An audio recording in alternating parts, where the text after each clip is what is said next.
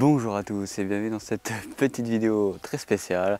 On est là pour comparer à gauche un Z Fold 3, un téléphone classique avec des très bonnes caméras pour filmer, et à notre droite une petite caméra professionnelle, le ZVE10, que je vous invite à aller voir. J'ai fait une vidéo sur l'appareil photo du téléphone et sur le ZVE10. Je vous invite à aller voir les deux.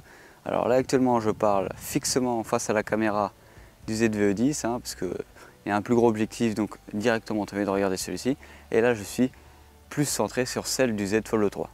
Alors je sais très bien qu'à première vue, le Z Fold 3 va faire des images beaucoup plus contrastées parce que c'est Samsung, tout simplement. On va avoir des couleurs beaucoup plus vives, etc. À ma droite, je sais très bien que l'appareil photo en lui-même, cette caméra, va me faire un meilleur bokeh autour de moi directement sans avoir un truc artificiel comme sur le Fold, et va recréer une couleur. En vrai, il ne va pas créer de couleur, ça va être juste normal, c'est la vraie couleur de la nature. Là, je parie que mon polo, ici, il est vraiment orange comme il est réellement orange, et ici, il pète sa mère, il est vachement orange. Alors dans cette vidéo, on va tester la qualité photo, qualité vidéo et la mobilité de celui-ci, pour voir si ça vaut le coup de se trimballer avec un appareil photo ou une caméra professionnelle qui fait jusqu'à 400 grammes, ou un appareil photo sur son téléphone qui fait 250 grammes grand maximum. Bon, je vous préviens, je sais très bien que mon Z Fold 3 à un moment il va m'afficher qui surchauffe, du coup la caméra va s'arrêter. Donc pour la longévité, je donnerai le point directement au ZVE10, que je sais très bien que mon téléphone il va dire gros, ça surchauffe trop, je peux arrêter de filmer s'il te plaît, il faut que je me refroidisse. Alors que l'appareil photo à côté, je peux filmer 3 heures selon la carte SD que je mets dedans sans problème. Bon, bien sûr, à un moment, je vais plus avoir de batterie, mais voilà, c'est pour vous donner une image. Alors là, on va se balader tranquillement. Alors j'ai mis l'effet bokeh sur le ZVE10 qui se fait directement tout seul et qui est, pour ma part, je pense 10 fois meilleur que si on le faisait artificiellement avec le Z Fold. En tout cas, en mobilité, le ZVE10 est beaucoup plus dur à tenir en main qu'un téléphone classique. Ça, c'est assez notable à regarder, ça, on aurait pu l'imaginer. Alors, il y a un point qui est assez important, c'est que sur les deux appareils, c'est qu'on peut avoir un retour. Alors sur Z Fold 3, on peut avoir le retour seulement si quelqu'un vous filme ou si c'est vous qui vous filmez comme ça avec votre téléphone. Mais si vous le posez sur un pied, vous n'avez pas le retour. Ça, c'est un peu con, on va pas se le cacher, parce qu'on est obligé de plier notre téléphone pour l'adapter à tous les supports, comme des perches ou des trépieds ou des lampes, alors que sur le Sony ZVE10, on peut largement le poser et on a notre petit retour à droite. Je me rappelle encore, je vous invite à aller voir les vidéos si vous voulez aller checker la différence notable entre les deux. Maintenant en vidéo, on va tester l'autofocus pour voir lequel gère le mieux. Maintenant on va commencer par le ZVE10. Normalement ça devrait marcher très bien parce que c'est sa spécialité, de faire l'autofocus assez rapidement. Voilà. Maintenant on va passer sur le Sony ZVE10 pour voir s'il gère tout aussi bien. Voilà, là je suis environ à 20 cm de l'appareil photo. On va se ravancer. Voilà, je ne sais pas s'il fait le focus parce que du coup j'ai pas de retour. Alors que sur le ZVE10, je vois très bien qu'il fait le focus, j'ai le retour directement. Ça c'est super bien quand on a un trépied d'avoir une vraie caméra parce qu'on n'a pas de retour sur notre appareil photo. À part si on tourne la caméra, mais la caméra sera moins bonne sur le téléphone. Là on va parler d'un autre point. Par exemple, on est mal cadré, notre pied est super loin comme là, je ne suis pas très bien cadré. Le truc qui est bien avec un appareil photo, c'est regarder, hop, selon l'optique que vous avez, on peut se recadrer directement pour être bien centré au milieu de l'image. N'importe qui peut le faire, même votre mec derrière qui veut gérer la caméra. Celui-ci peut redimensionner directement avec la focale en changeant les millimètres. Alors que sur le téléphone, on peut le faire. C'est vrai, on peut le faire. Mais regardez, je viens de zoomer dedans. On a perdu de la qualité, alors qu'à côté, avec l'appareil photo là, on perd rien quand on a une vraie focale dessus. Alors que dessus là-bas, sur le Z Fold 3, c'est juste un croppage dans l'image. Là, vous allez me dire, ok, je suis d'accord avec toi, je suis pas là pour me servir comme ça de mon téléphone. Je suis d'accord avec vous, vous n'êtes pas là pour filmer à péter au schnock avec votre téléphone.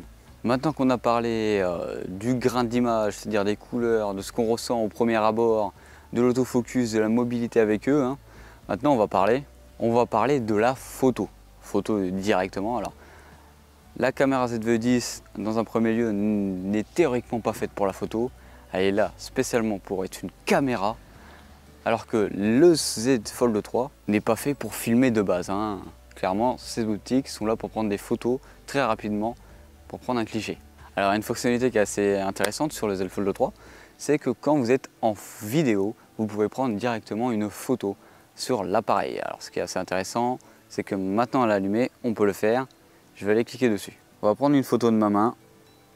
Hop, ça a pris une photo directement en vidéo. Le problème avec la caméra du ZV-10, c'est qu'on ne peut pas prendre une photo pendant qu'on filme.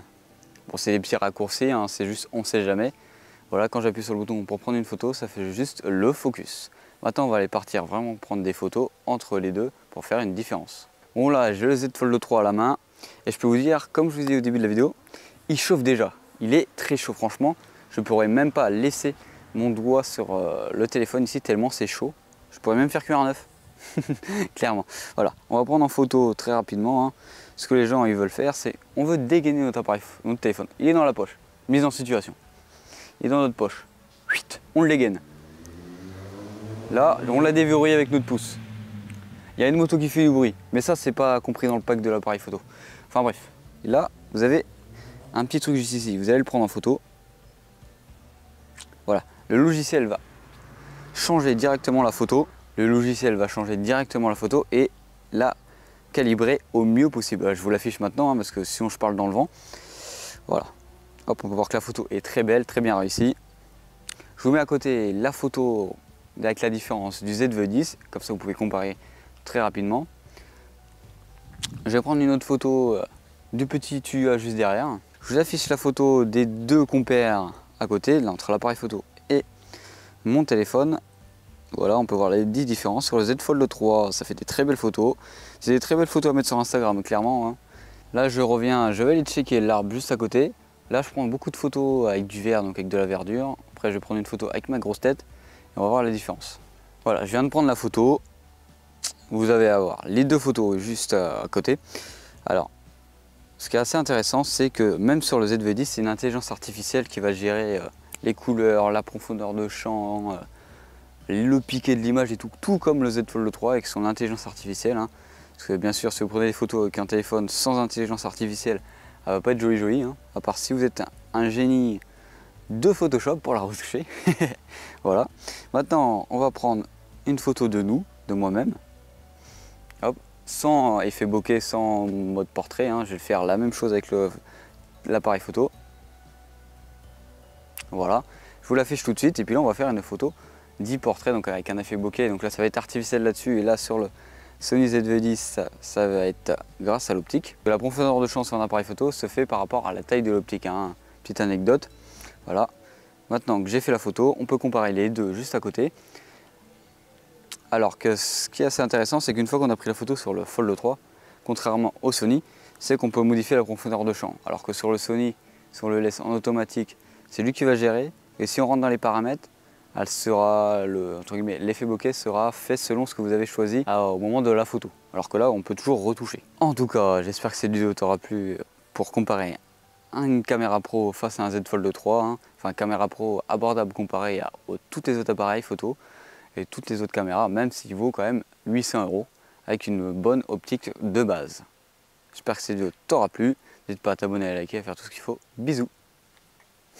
Lui qui fait des bisous partout. Bisous, bisous.